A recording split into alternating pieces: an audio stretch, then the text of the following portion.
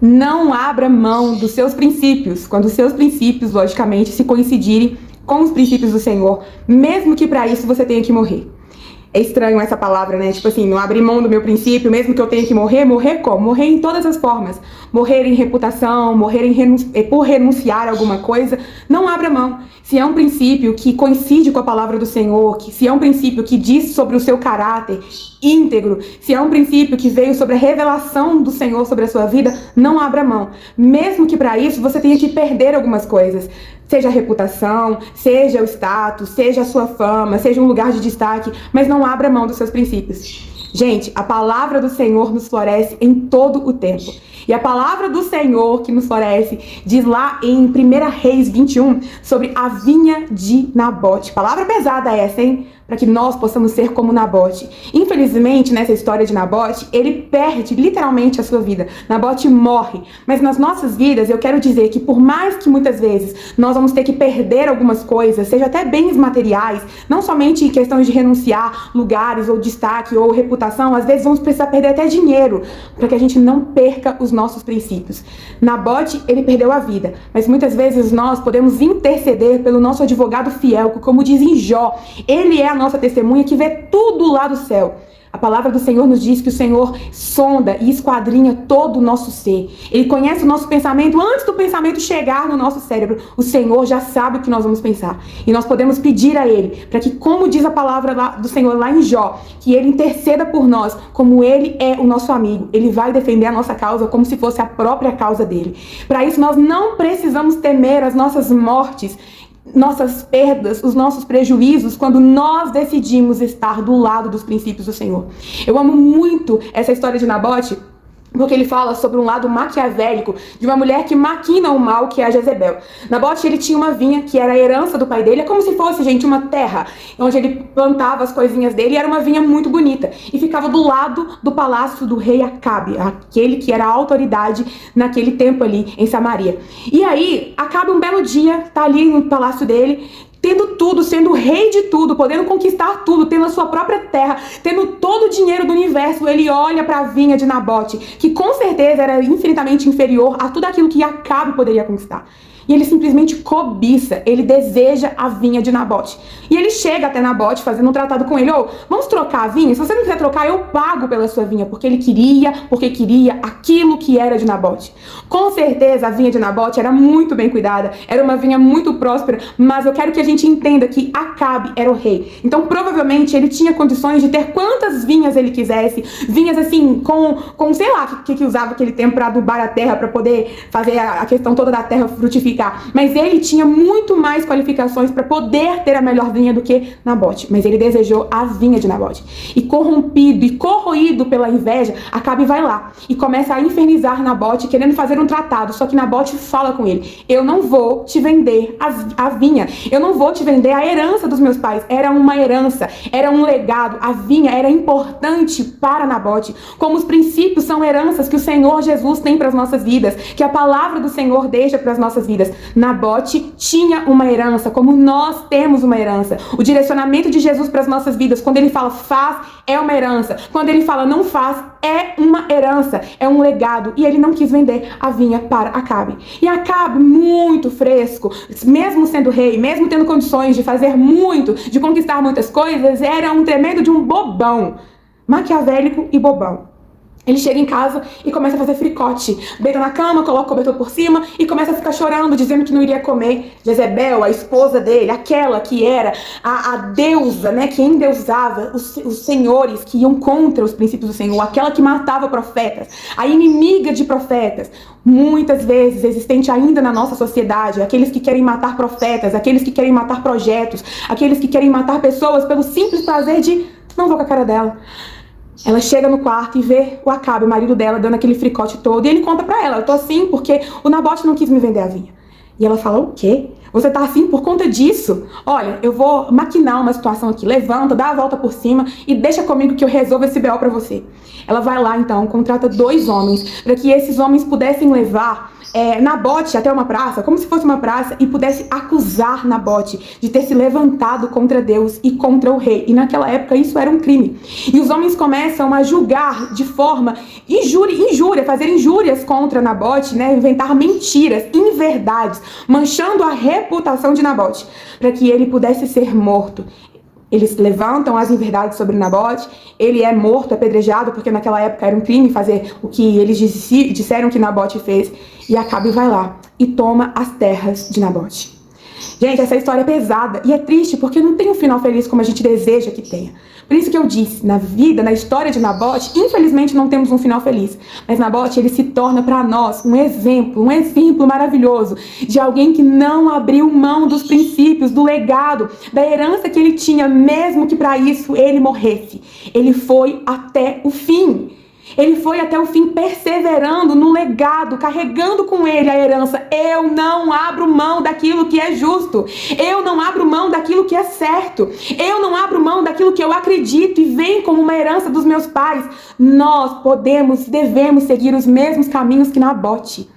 E não abrir mão dos nossos princípios, mesmo que as pessoas nos ameacem, mesmo que as pessoas façam como Jezebel, forjem provas, forjem testemunhas contra nós, que morramos, mas que morramos carregando um legado, um princípio. Eu não quebrei o princípio do Senhor. Outras pessoas podem quebrar quantos princípios quiserem para que a minha reputação seja manchada, mas nós não podemos quebrar os princípios do Senhor até a morte. Mesmo que a gente perca dinheiro, fama, seguidor, amizade, não percamos os princípios do Senhor. E essa palavra me floresceu em um momento que eu estava sendo totalmente manchada a minha reputação. Eu tinha feito uma sociedade com uma pessoa e a sociedade ela começou errada porque ela não começou como um direcionamento de Deus e ela se estendeu por mais de um ano de forma assim muito errada.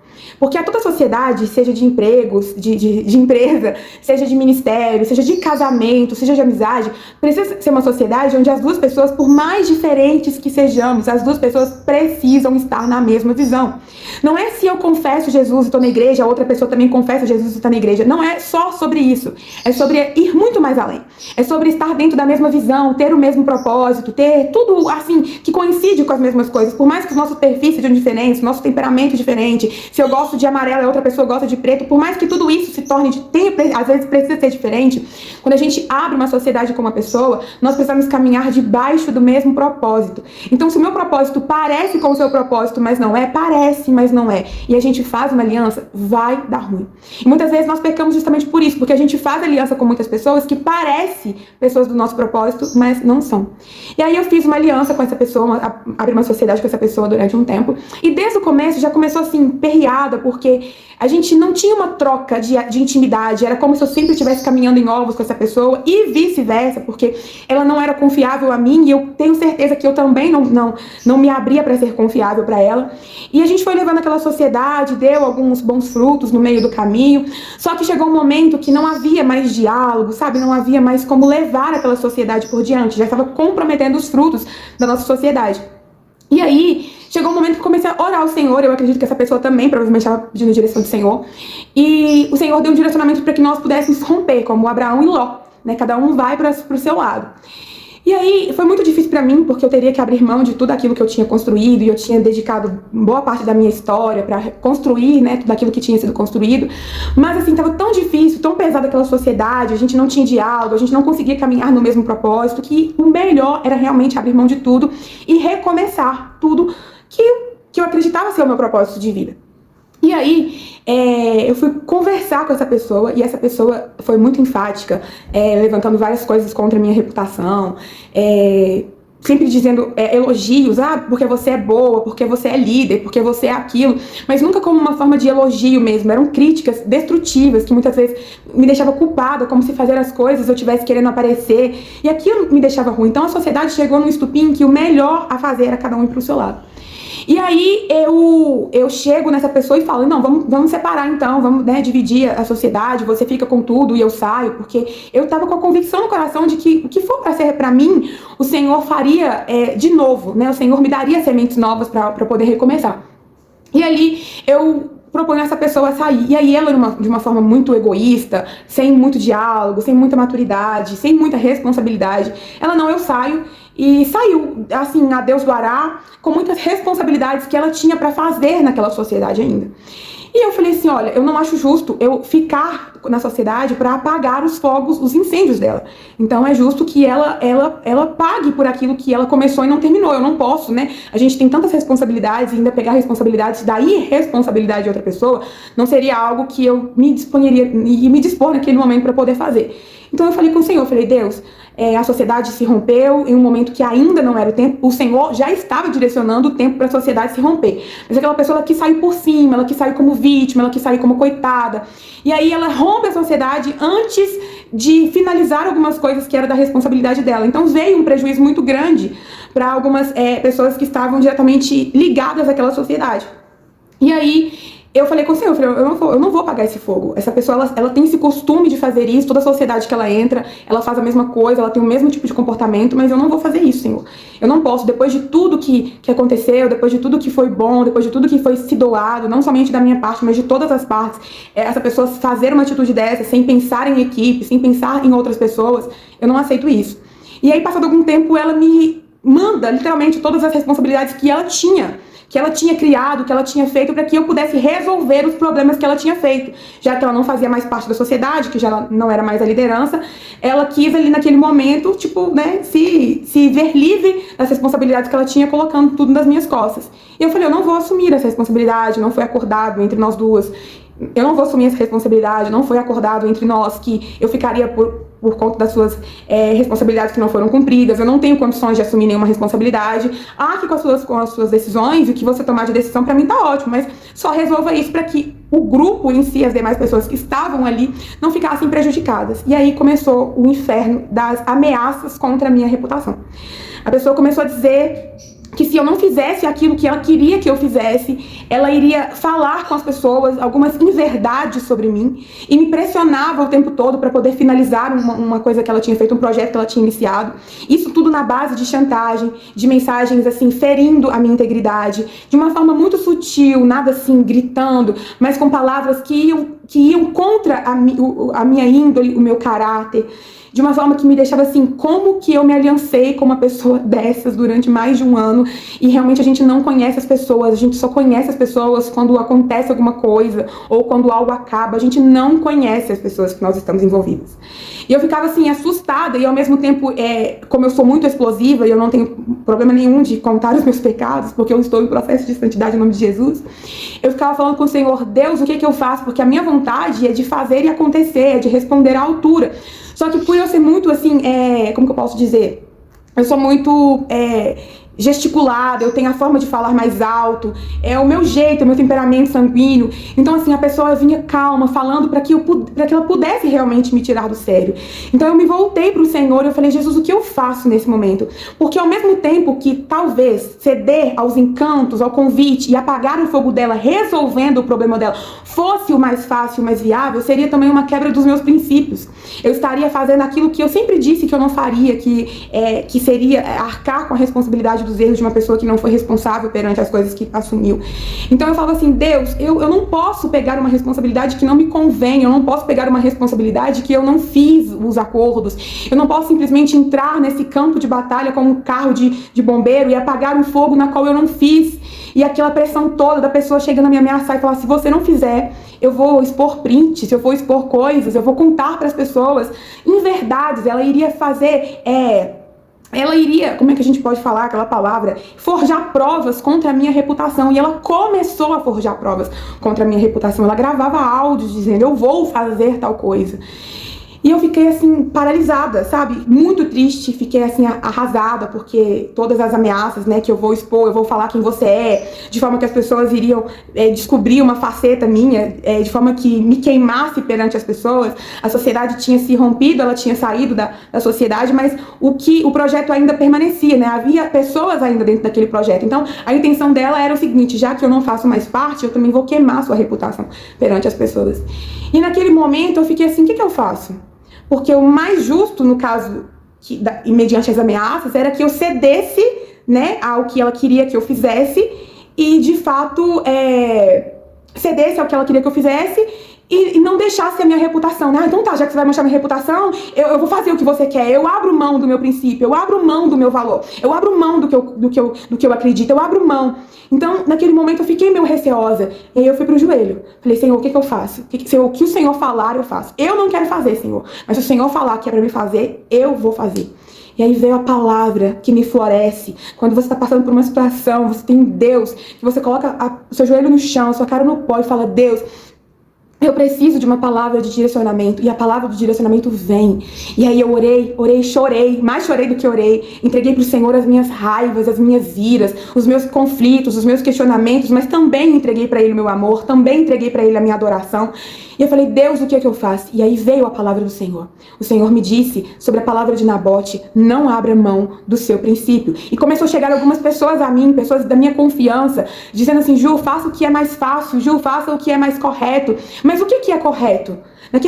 Naquela situação, realmente o mais correto, possivelmente, seria eu pegar a responsabilidade e apagar o fogo dela e resolver o problema que a outra pessoa tinha feito, até porque a minha cabeça estava rolando como a de João Batista. E as pessoas diziam, Ju, acaba com isso, resolve. Só que eu fui para o joelho e o Senhor disse, não abre mão do seu princípio. Não abre mão do seu princípio, não abre mão do seu princípio, não abre mão do seu princípio. Faça como Nabote. Jezebel matou ele. Mesmo que a sua reputação tenha que morrer, mesmo que algumas pessoas virem a cara pra você, mesmo que você perca credibilidade com algumas pessoas, não abra mão do seu princípio. Não perca credibilidade comigo. O Senhor falava comigo. Não perca credibilidade comigo mesmo, nem com você. Porque a partir do momento que a gente cede ao encantamento de uma ameaça, como eu Acabe fez com Nabote, como a própria Jezebel fez com Nabote, nós nos perdemos de nós mesmas, nós nos perdemos da nossa identidade. Amadas, pra gente cumprir propósito, pra gente ser mulheres fortes e corajosas, pra gente receber do Senhor aval pra cumprir um propósito, mulheres que florescem, mulheres que amadurecem, mulheres que levantam outras mulheres, nós vamos precisar morrer muitas vezes em reputação, mas nós não podemos morrer na reputação diante do Senhor, mesmo que as pessoas pensem algo ruim e errôneo sobre a sua integridade, que quando você for dormir, você se encontre na sua identidade em Cristo. Porque quando a palavra do homem, né, quando é com medo do que o homem vai pensar, muitas vezes a gente cede aos princípios, a gente cede às tentações, às feitiçarias, né, aos encantamentos, essa é a palavra certa,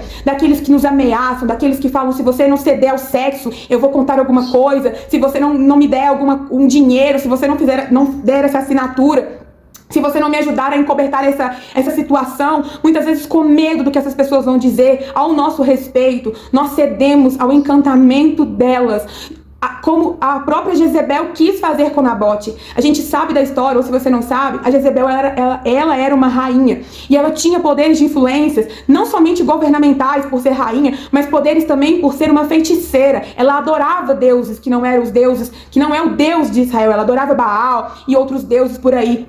Então as pessoas tinham ela como uma figura forte, corajosa, uma mulher empoderada. Ela passava um certo tipo de medo.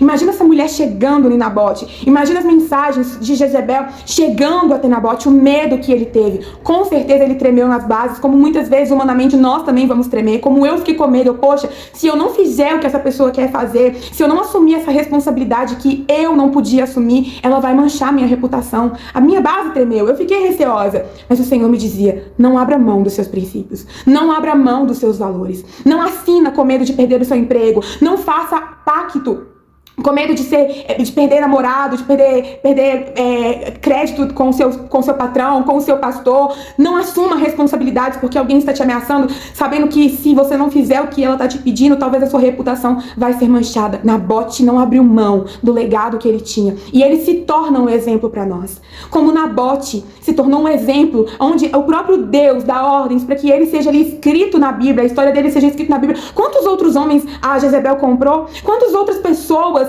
se renderam ao encanto e ao medo que Jezebel tinha, ou que Acabe como rei tinha? Mas a história de Nabote vai para a palavra de Deus. Nabote se torna um exemplo para todos nós, e isso é maravilhoso demais, porque quando nós não cedemos aos princípios, a quebra dos princípios, as tentações que as pessoas nos estipulam a fazer, o Deus das nossas vidas nos honra. Talvez vai ser preciso realmente a gente passar por um teste. Vai ser preciso passar por um teste se você realmente crê na palavra dele, se você realmente quer obedecer, se realmente a palavra do Senhor é luz para os seus pés, é mel na sua boca. Vai ter que ser necessário passar por alguns testes. E depois do teste, depois da aprovação, o próprio Deus nos aprova. O próprio Deus coloca em nós uma coroa de honra, porque você e eu não quebramos os princípios, o legado que ele nos deu.